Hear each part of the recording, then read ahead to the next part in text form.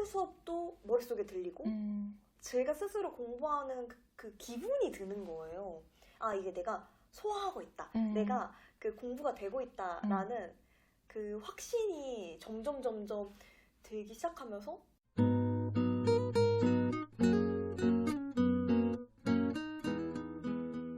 안녕하세요. 교집합 스튜디오 주단쌤입니다. 오늘 스튜디오에는요, 20대들의 공부 멘토 구술주 선생님을 모셨는데요. 네, 반갑습니다. 네, 안녕하세요. 네.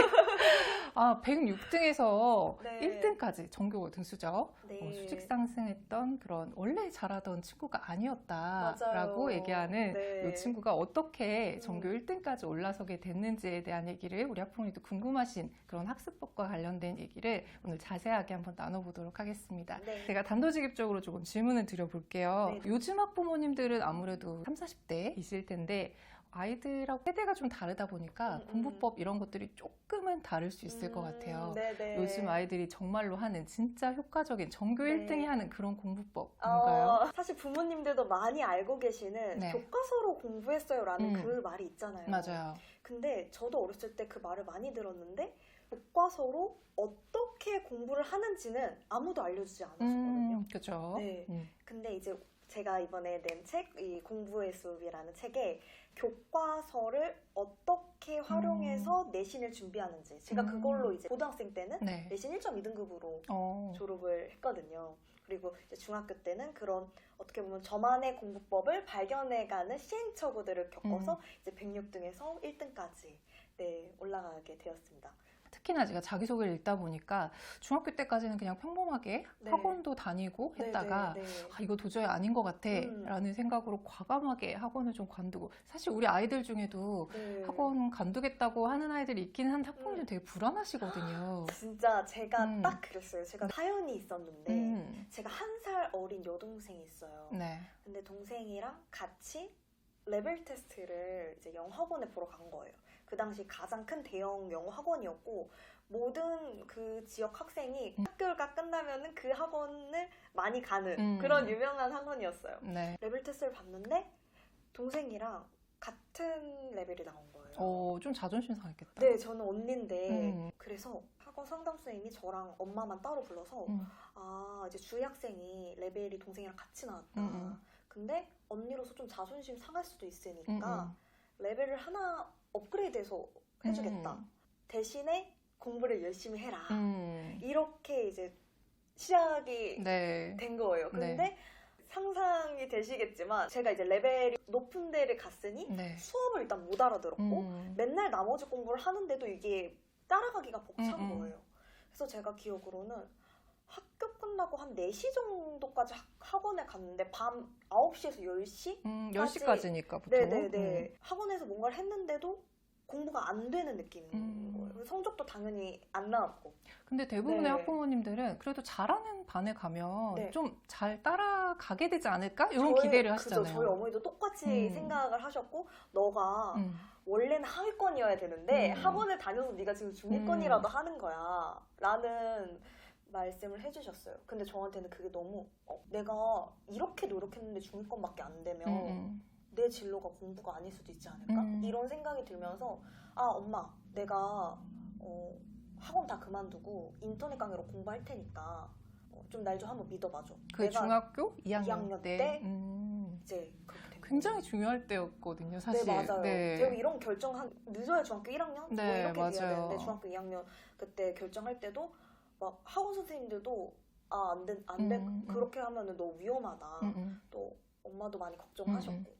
근데 그만큼 뭔가 이런 느낌이었어요. 내가 진짜 이렇게까지 노력하는데 중위권이면 좀 다른 방법이 난 필요할 것 같다. 다른 효율적인 방법이 뭔가 있을 것 같고 또는 내가 좀 뭘 놓치고 있는 게 분명하다라는 생각이 들었기 때문에 이제 제가 과감히 이제 수학 과외 딱 이제 일주일에 2번씩 2시간 하는 과외만 딱 남기고 나머지는 다 끊게 됐어요. 처음엔 되게 불안하지 않았어요? 너무 불안했죠.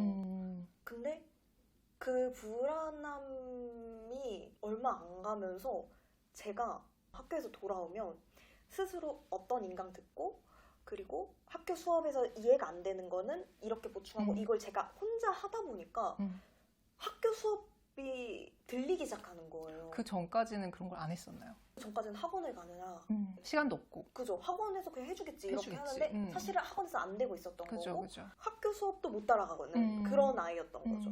막 시험 기간에 막 뭔가 해야 되니까 이렇게 아무도 도와주지 않으니까 나라도 해야 돼 이런 네네네. 마음? 근데 학교 수업도 머릿속에 들리고 이제 제가 스스로 공부하는 그 기분이 드는 거예요. 아 이게 내가 소화하고 있다. 내가 그 공부가 되고 있다라는 그 확신이 점점 되기 시작하면서 점수가 처음에는 엄청 많이 오르진 않았어요. 네, 처음엔 그렇죠. 당연히. 처음에는 계단식으로 그냥, 올라가니까. 네, 그냥 혼자 공부하는 학원에 다니나 비슷해서 아, 다시 내가 학원에 가야 되나 이런 생각을 잠시 했지만 그래도 제 감이 이게 내가 혼자 하는 게 인강을 들으면서 하는 게 진짜 공부가 되고 있다라는 그 느낌은 확실히 있었거든요. 조금만 더 믿어봐달라 했는데 이제 2학년 때는 저 안 오르다가 이제 3학년 처음 중간고사를 봤는데 갑자기 퍽 이게 점핑을 하더라고요. 그랬더니 이제 완전 이제 상위권에 들어갔어요. 중위권, 중상위권 이렇게 왔다 갔다 하다가 상위권에 탁 올라가서 그리고 이제 이걸 졸업을 하고 이제 수학과학 전교 1등, 국어는 전교 8등까지 오르게 되고 이제 고등학교 올라가서는 완전히 이제 꽃을 피우게 된 거. 네. 그럼 이 시점에서 좀 궁금한데 과목별로 어떻게 공부했는지가 좀 궁금해져요. 네, 이제 제가 이 책에서도 자세히 담아 놓았는데 제 영상을 통해서도 다 이렇게 누구나 다 볼 수 있게 컨텐츠도 제작을 해놨거든요. 지금 몇 만이죠? 지금 12만이에요. 12만 명의 아이들이 선생님의 그 공부법 영상들을 보고 있습니다. 네, 오늘 좀 간단하게 국영수 공부법에 대해서 좀 소개를 해드릴게요. 먼저 첫 번째로 국어는 단거나라는 공부법을 제가 사용을 하고 있는데 학교에서 수업 들은 거, 그리고 자습서를 보고 내가 새롭게 알게 된 거, 그리고 문제집을 풀고 틀린 문제나 새롭게 알게 된 사실을 교과서라는 한 곳에 모으는 작업인 거예요. 거기다 정리를 하는 거죠? 네. 왜냐면 우리가 국어 같은 경우는 대부분 학생들이 많이 틀리는 게 몰라서 틀리는 게 아니에요. 분명 어딘가에서 봤고 비슷한 문제를 난 풀어봤는데 확실히 기억이 안 나서 헷갈려서 문제를 틀리는 거거든요. 그래서 저도 이런 시행착오를 많이 겪다가 문제집만 많이 푼다고 점수가 잘 나오는 게 아니네?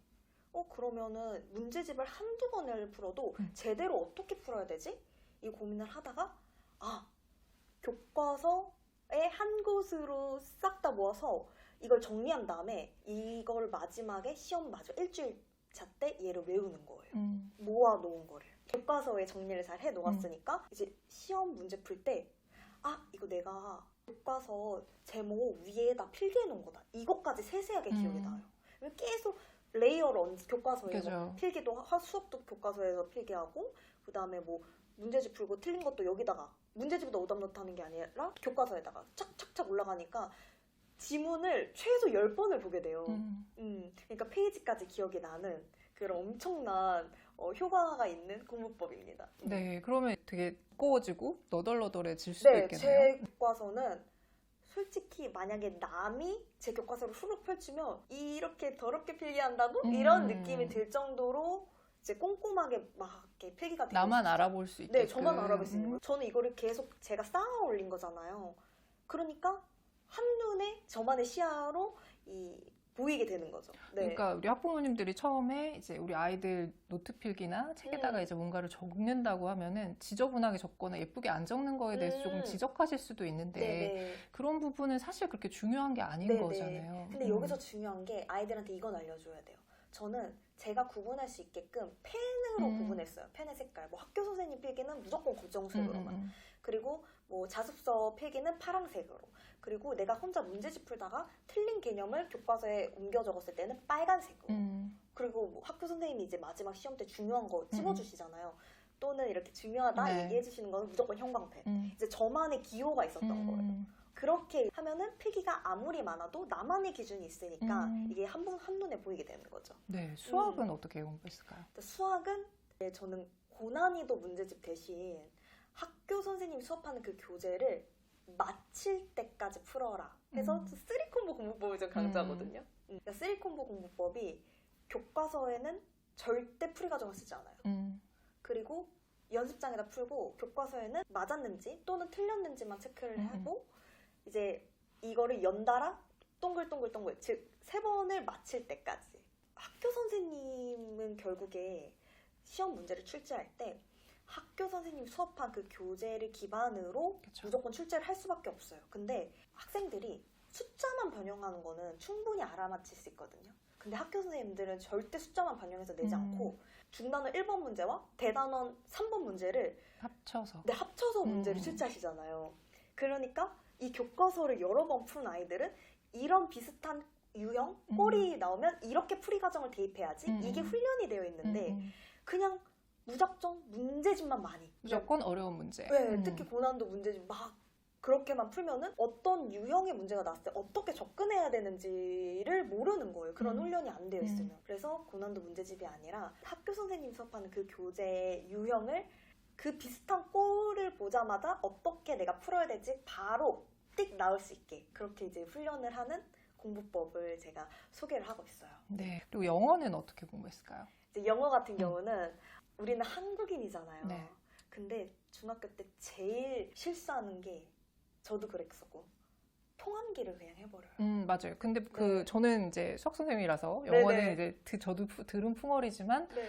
이제 본문 암기라고 하죠. 네네네. 보통 영어 공부는 그렇게 네. 하는 거다라는 네네네. 게 약간 상식 네. 같이 이제 취급이 되는데 그게 그죠. 아니에요. 이렇게 훈련을 하면요 무조건 고등학생 때 망해요. 왜냐면 고등학생 때는 교과서 본문에 난이도도 올라가고 그리고 모의고사 지문까지 시험 범위에 추가가 되거든요. 근데 그 모든 거를 다 외울 수가 싹 다 없죠. 암기를 할 수는 없어요. 그치. 왜냐면 우리는 시험이 영어만 있는 게 아니니까요. 그래서 우리는 한국인이기 때문에 영어를 접근할 때 영어를 그냥 문장을 통암기를 하는 게 아니라 먼저 첫 번째 1단계로 영어를 한국어로 구조화를 시키는 거예요. 한국어로 먼저 흐름을 이해를 먼저 하고 나서 영어로 소리내서 읽으면 그 영어가 쑥쑥 제 머릿속에 들어가요. 그러니까 즉 맥락이 머릿속에 잡혀 있으니까 이 글의 흐름이 보이게 되는 거죠. 근데 우리 대부분 영어 시험이 주제 찾기. 주제 찾는 거는 흐름 알면 풀 수 있는 거고 일치 불일치 문제, 옳지 않은 거. 이것도 당연히 흐름 알면 풀 수 있는 거고 그리고 흐름 배열하는 거, 뭐 빈칸 뚫려 있어서 채워넣는 거 이런 것도 내가 그 글의 맥락을 어느 정도 알면은 접근할 수 있는 문제들이 많아요. 그래서 일단 첫 번째로 당연히 중요한 문장들은 암기를 해야 되죠. 중요한 문장 골라내는 법, 뭐 어떤 문장 암기해야 되는지 제가 여기 꿀팁에 넣어놨거든요. 책에. 네네. 네. 근데 일단 먼저 모든 영어 공부, 영어 내신의 기초에서는 구조화를 하고 영어 공부를 들어가느냐, 구조화를 하지 않고 그냥 영어 문장을 통암기로 들어가 버리냐. 이건 너무 차원이 너무 낮아요. 네, 우리 학부모님들 잘 지금 기록하고 계시죠? 이거 기록하셨다가 나중에 우리 아이들 시험 기간 때 그때 꼭 조언해 주시고 또 이 영상 아이들이랑 같이 보시면 또 도움이 되실 것 같습니다. 작가님의 책, 와, 완전 예쁘지 않아요?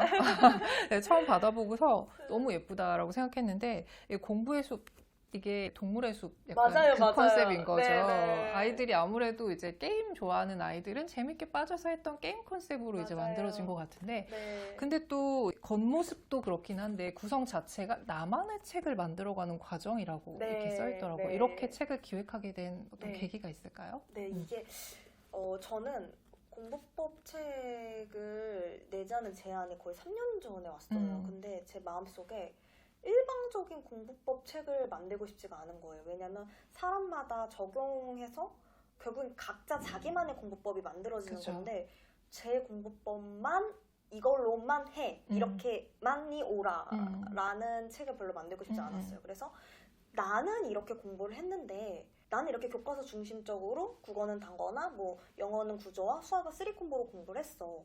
그러면 너는 이거를 어떻게 활용할래?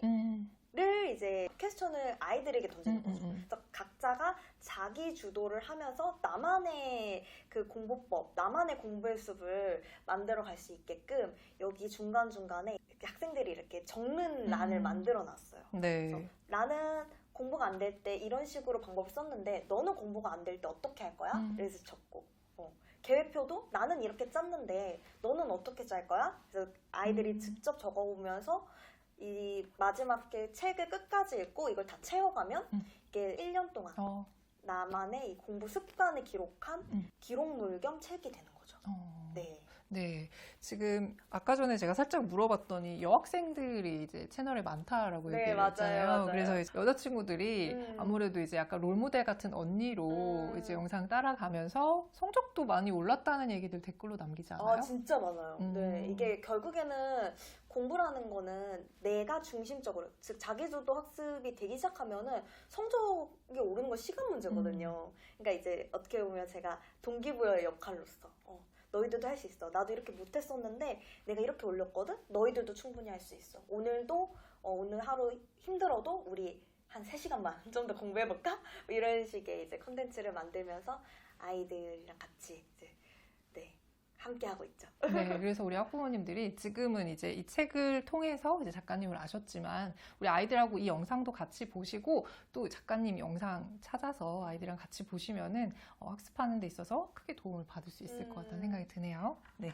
이제 이 영상이 나가는 시기가 이제 여름방학이긴 한데 우리 아이들 미리 이제 2학기 준비하는 아이들도 있잖아요. 네. 그래서 새로운 마음으로 공부를 시작하려는 아이들을 위해서 작가님이 추천해주고 싶은 공부 루틴이 있다면 한번 소개해 좀 해주세요. 저는 일단은 뭐 공부법은 정보를 통해서 흡수할 수 있는 거지만 습관은 자기가 스스로 시간을 관리하는 능력으로부터 시작한다 생각해요. 그래서 저는 공부를 처음 하는데 뭘 해야 될지 모르겠다. 그럼 일단 플래너부터 펴서 너가 시간을 어떻게 쓰고 있는지부터 한번 기록을 해봐라. 그럼 생각보다 핸드폰 하는 시간 또는 노는 시간이 꽤나 많게 그 기록이 될 거예요. 그러면 이거를 어떻게 변화시킬까? 뭐 핸드폰 하는 시간이 원래 3시간이었는데 2시간은 이제 그 시간에 수학 공부하는 걸로 넣어볼까? 그 다음에 뭐 30분은 영어 단어 암기하는 걸 넣어볼까? 이런 식으로 먼저 자기가 중심이 돼서 자기가 하루의 시간을 기획해보고 그거를 수행해 나가는 훈련이 가장 기본이라고 생각을 해요. 그러니까 지금 내가 어떻게 살고 있는지를 애들이 체감하지 못하니까 맞아요. 그거부터 이제 시작을 하고 조금씩 맞아요. 바꿔가면 된다라는 얘기인 거죠. 맞습니다. 네, 우리 학부모님들이 아이들이 그거를 하려고 하지 않으면 우리 학부모님이라도 우리 아이의 하루 일과들을 조금 돌아보시면서 아이들하고 의논해가지고 조금 긍정적으로 공부하는 방향으로 이제 바꿔주시는 것도 한 가지 방법인 것 같습니다. 네, 그럼 이제 마지막 질문이요. 우리 작가님의 요 책 관심 있으신 분들 많으실 것 같은데 요 책을 이제 구매를 한다면 어떻게 활용을 하면 좋을지에 대해서 소개 한번 부탁드릴게요. 이게 맨 첫 번째 장에도 적어놨는데 이 책은 낙서를 하면서 봐야 됩니다. 네, 그냥 이거는 눈으로만 보면은 의미가 없고 내가 여기서 내 공부법을 하나씩 만들어가고 나만의 공부의 습을 갖고 가는 컨셉이기 때문에 낙서하면서 읽으시고 그리고 이제 두 번째로는 나한테 지금 필요한 부분 먼저 읽으시면 좋을 것 같아요. 여기서 여기 보면은 공부법도 물론 있지만 여기 고민 해결소 또는 뭐 제가 어떻게 106등에서 1등으로 올라가게 된 스토리도 여기 다 나와 있거든요. 네, 동기부여가 될 수 있겠네요. 네. 그래서 먼저 나한테 동기부여가 필요하면 그 동기부여 파트를 읽고 아니 나는 현실적으로 지금 당장 공부법이 필요해 하면은 공부법 파트를 읽으면서 이제 쏙쏙 나한테 필요한 걸 먼저 뽑아가는 거. 그리고 이제 마지막 세 번째는 이걸 소지하고 다니면서 공부가 힘들 때마다 이렇게 꺼내서 보면은 요즘 학생들이 좀 좋아하는 그 공부 부적 만들기 또는 나에게 스스로 편지 쓰기 이런 파트도 있어요. 그래서 아이들에게 공부 동반자가 될 책입니다. 네, 그래서 아이들이 공부를 조금이라도 즐겁게 할 수 있는 그런 도구를 사용하시면 좋을 것 같습니다.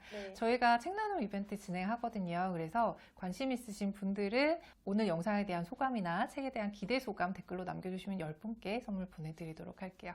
네, 오늘 길지 않은 시간이지만 좋은 얘기 나눠줘서 감사합니다. 네, 감사합니다. 네.